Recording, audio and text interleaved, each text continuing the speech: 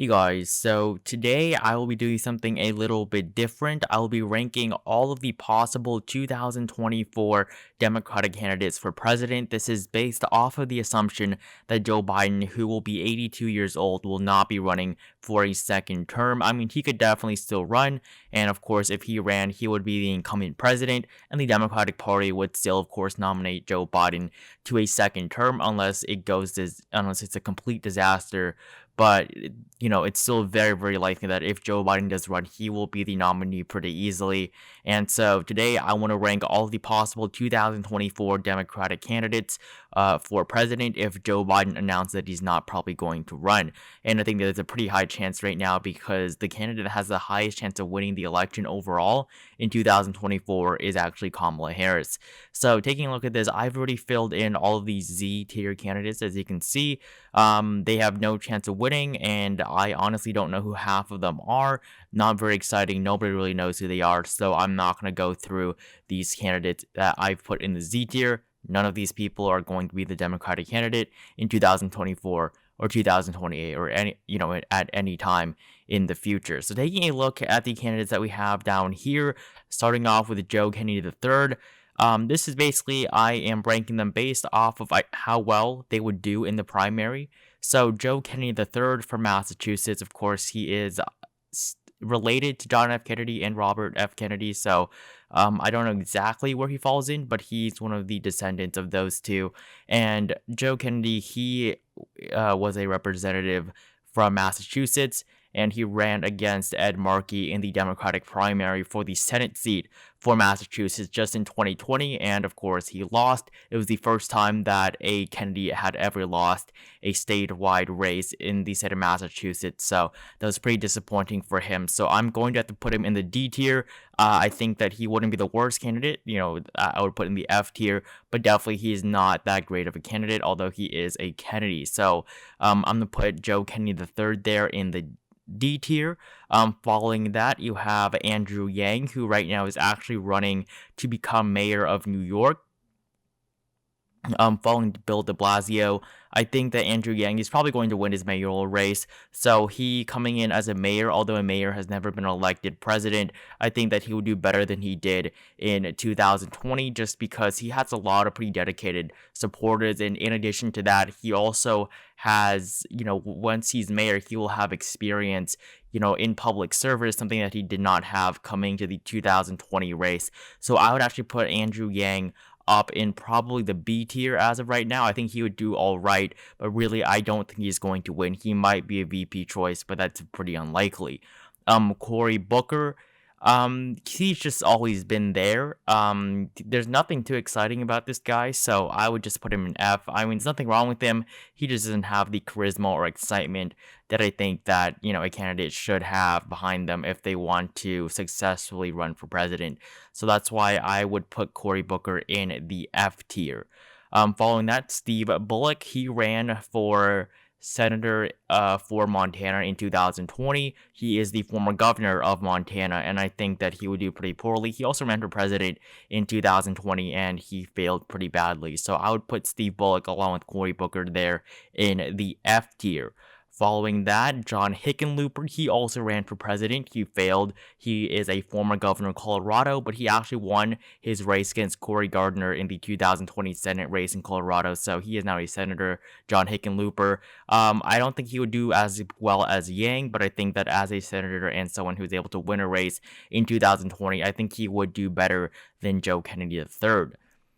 Following him is Beto O'Rourke. I'm sure everybody knows who that is. He lost pretty narrowly against Ted Cruz, and he is really just famous for losing an election to Ted Cruz in Texas. He really did do very well, even compared to Joe Biden in 2020. So Beto O'Rourke, I think that he definitely had a better chance in 2020. He was among the top 5-6 candidates initially, but then, he fell off and then he dropped out of the race. So for Beto O'Rourke, I would probably have to put him with Joe Kennedy. I think that, these two people all had a lot of potential, but in the end, things just did not work out for them. So Beto O'Rourke, I think that he would be a notable candidate, but I think that he's not the strongest candidate coming to 2024 unless he can prove that he can actually win public office somewhere. He is a former state congressman, but that's really not, something that, that's really not good enough for president. We have Nancy Pelosi, of course, Speaker of the House and Democratic leader for basically the past 2 decades. If she were to run, she is pretty unpopular, but she would definitely have a lot of supporters. She does have quite a few supporters, but she has just way too many haters. So I would put Nancy Pelosi there in the C tier. She's been able to win, a lot, and she's done a lot as well, but, she's not going to win the nomination if she ran, and she is also probably going to retire after one more term. So this is her last term as Speaker of the House, most likely. That was a promise that she gave to the more progressive wing of her party in the House. So following this, we have Andrew Cuomo. I don't know why Andrew Cuomo's in here twice. I didn't make this list, but Andrew Cuomo's also over here. So I guess I'll just do both of them together. I think Andrew Cuomo would be a pretty strong, actually I'm just going to leave it. I think Andrew Cuomo would be a pretty strong candidate in 2024. He has said he's not going to run, but really, when a politician says that, do they really mean it? Not really. So for Andrew Cuomo, governor of New York, pretty popular governor of New York as well, I would put Andrew Cuomo, if he were to run, I would put him definitely in the A tier. I think that he would do pretty well. And, with the media centered in New York, they do have a New York kind of bias. So Andrew Cuomo, I think that he would do well. John Kerry, 2004 Democratic nominee, lost to George W. Bush, not by that large of a margin, but large enough where he lost a popular vote. He's the last Democrat to lose the popular vote on the presidential level. So John Kerry, I would have to put him in the F tier. I believe he is special envoy for something to Ireland for Joe Biden right now.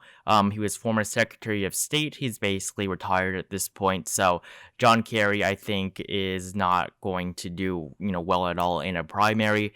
Following him, we have Tammy Baldwin, senator, I believe, from Wisconsin, and the first openly LGBTQ senator ever. So Tammy Baldwin, I think that she's all right. She's very, very average, I guess. So I would put Tammy Baldwin in the C tier. She does have some appeal. She's from the Midwest, but C is the best I can give for Tammy Baldwin.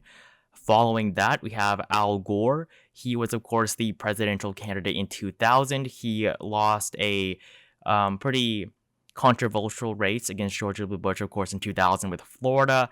Honestly, I think you'd be surprised by how well he would do if he actually ran for president again. 24 years later, I would honestly put Al Gore in the B tier if he were to run.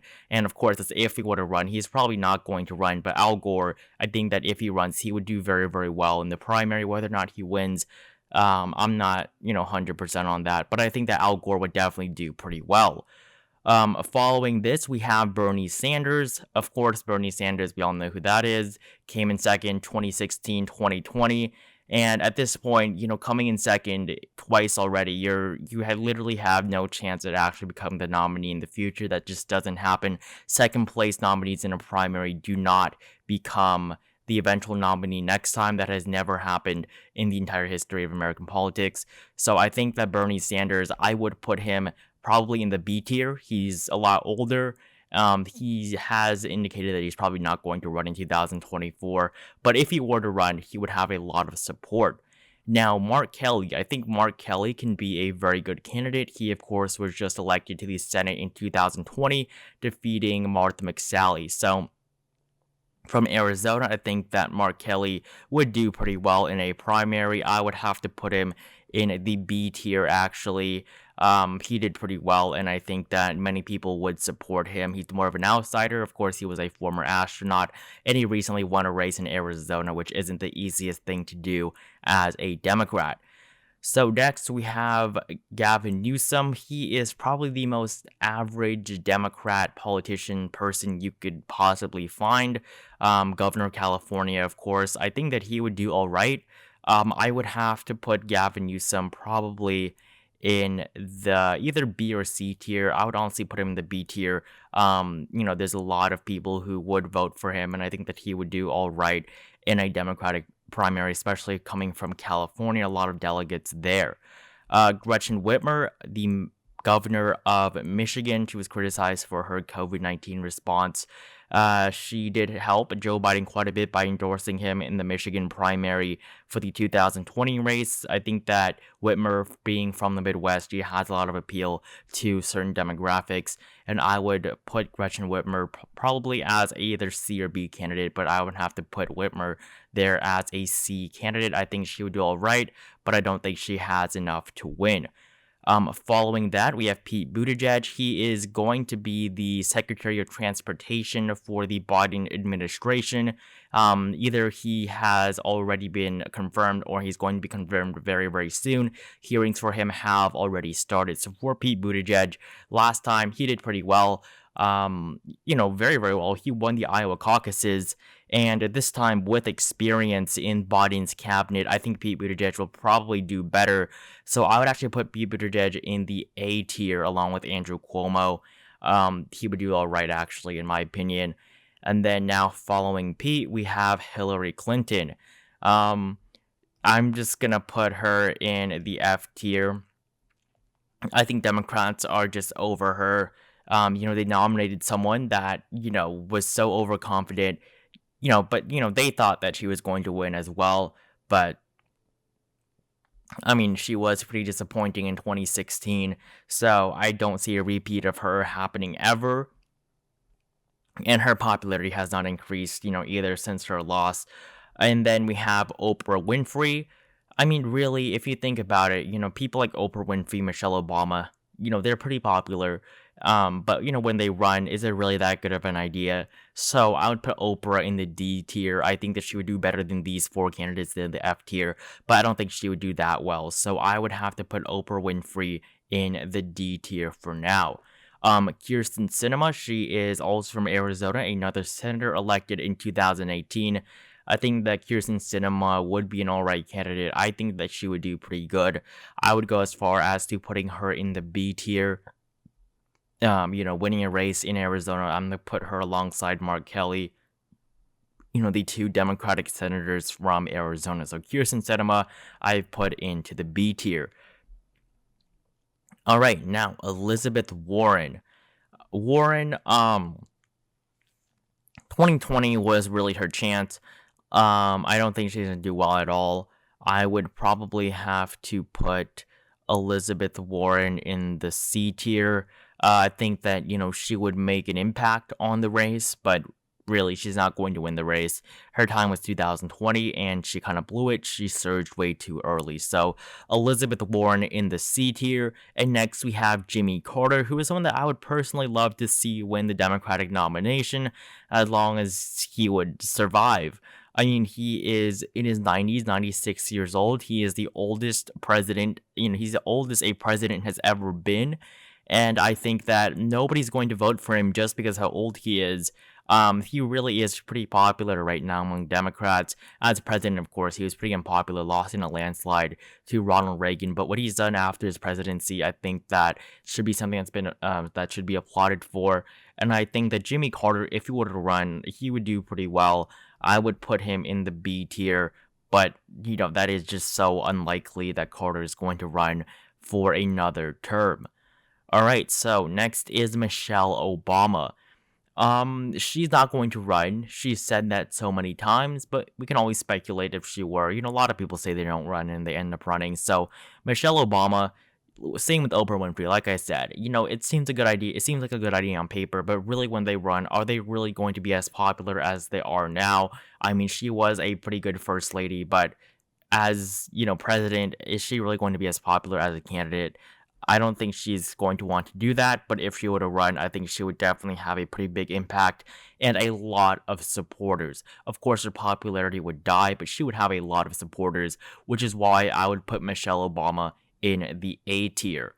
I'm gonna put the other picture of Cuomo there in the Z tier just so it doesn't, bother with that.